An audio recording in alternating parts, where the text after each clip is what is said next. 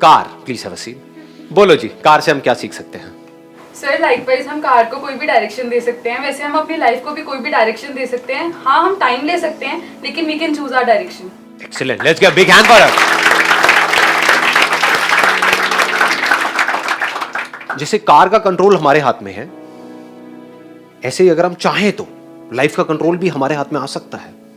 आप ज्यादातर लोगों को देखोगे तो उनकी हालत ऐसी है कि उनकी गाड़ी अपने आप ही चल रही है, या कोई और चला रहा है सामने बैठ करके, वो पीछे बैठे हैं और बस चीख चिल्ला रहे हैं, कंप्लेंट्स कर रहे हैं, मेरी ये प्रॉब्लम है, वो प्रॉब्लम है, वो प्रॉब्लम है, इस वजह से मैं गाड़ी को अपने हिसाब से नहीं चला पा रहा। आपको पता नहीं है मेरी सिचुएशंस क्या है, यही होता है। हाँ, तो हम कभी भी गाड़ी का कंट्रोल नहीं लेते हैं। क्यों लेते हैं? क्योंकि डर लगता है कि अगर गाड़ी हमने खुद चलाई तो एक्सीडेंट होने की रिस्पॉन्सिबिलिटी हमारे ऊपर।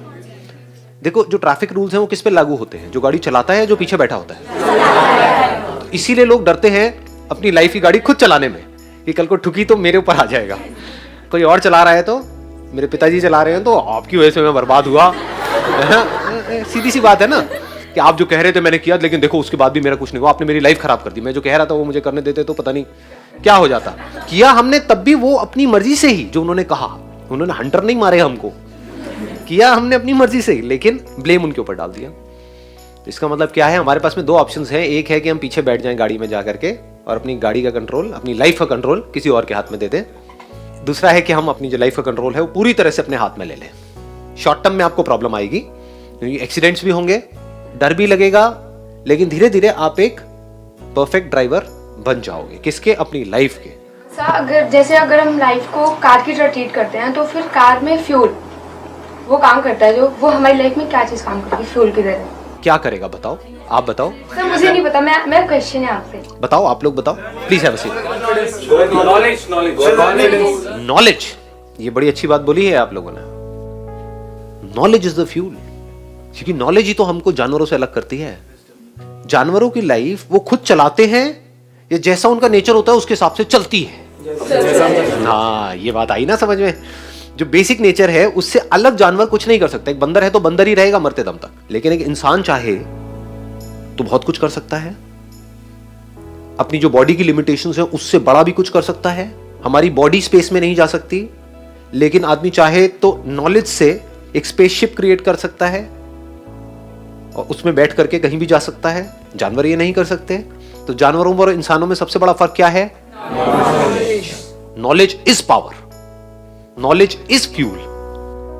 अब वो knowledge, if it is related to what you want to do, then that knowledge is worth it. उसके अलावा कुछ नॉलेज इकट्ठी कर रहे हो तो वो यूजलेस है, वो गार्बेज है।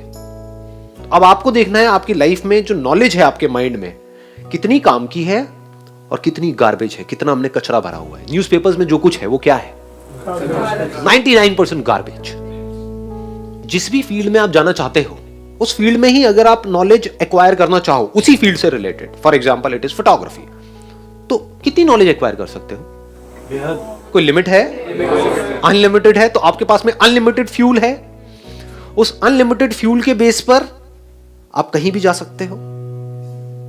बट अगर उस फ्यूल में मिलावट होती रहे तो आपको नॉलेज चाहिए फोटोग्राफी की, लेकिन आपके पास वो ही ना हो, आप एक फोटोग्राफर हो, आपके पास फोटोग्राफी की नॉलेज है इतनी सी, और बाकी दुनिया जहान की जो नॉलेज है वो है इतनी। तो क्या हुआ? फ्यूल के अंदर मिलावट हो गई। ऐसे बंदों की गाड़ी रुक जाती है, फिर वो रोते हैं बैठ करके। फिर वो किसकी बात करते हैं? किस्मत की बात करते हैं। मेरी तो किस्मत खराब है। अरे घुंचू, तेरी किस्मत खराब नहीं है, तुझे पता ही नहीं है कि फ्यूल है क्या लाइफ में। तू ढंग का फ्यूल अपने अंदर डाल रहा है? जो ढंग का फ्यूल अपने अंदर डालता है वो कभी भी किस्मत की बात नहीं करता है। किस्मत उसके हाथ में होती है, उसको पता है अपनी लाइफ को कैसे डायरेक्शन देनी है। अगर पूरी तरह से आपको ये बात मेरी समझ आ जाए और आप पूरी तरह से फोकस्ड हो जाओ उसी की नॉलेज एक्वायर करने में जिसमें आप आगे बढ़ना चाहते हो, और जरूरी नहीं एक ही चीज हो, दो भी हो सकते हैं, तीन भी हो सकते हैं, नो प्रॉब्लम। बट अभी क्या हो रहा है? अनलिमिटेड चीजों की हम नॉलेज एक्वायर कर रहे हैं, which is all crap, which is all useless, garbage. कोई भी आकर के कुछ भी हमारे अंदर डाल देता है और हमको इंटरेस्ट आ जाता है ना? कहीं कोई न्यूज आती है, एकदम से व्हाट्सएप के ऊपर कोई मैसेज आता है, उसका ब्रेकअप हो गया, अरे क्या हो गया? 3 घंटे तक ये डिस्कशन चल रहा है, उसका ब्रेकअप हुआ वहां पे उस फिल्म स्टार का। उससे मतलब तुम्हें क्या है? उसकी वो कंट्रोवर्सी चल रही है, उसमें बड़ा इंटरेस्ट है आपको, आपकी लाइफ की धज्जियां उड़ रही है, उसमें कोई इंटरेस्ट ही नहीं है। और धज्जियां उड़ किस वजह से रही है? इन्हीं की वजह से उड़ रही है। तो ये जो इंफॉर्मेशन है, जैसे फ्यूल है ना, तो फ्यूल का एक कंस्ट्रक्टिव यूज भी है, एक डिस्ट्रक्टिव यूज भी है।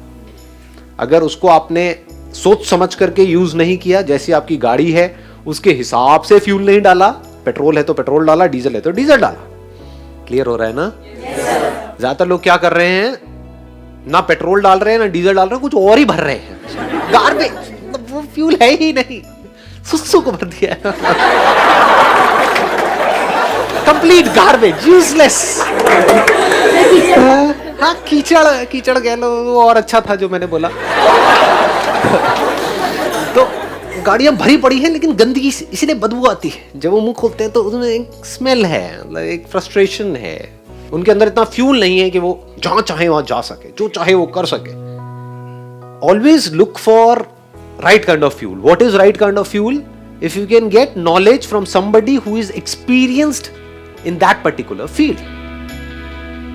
अगर आपको अमीर होना है तो ऐसे बंदों से नॉलेज लो जो अमीर हैं।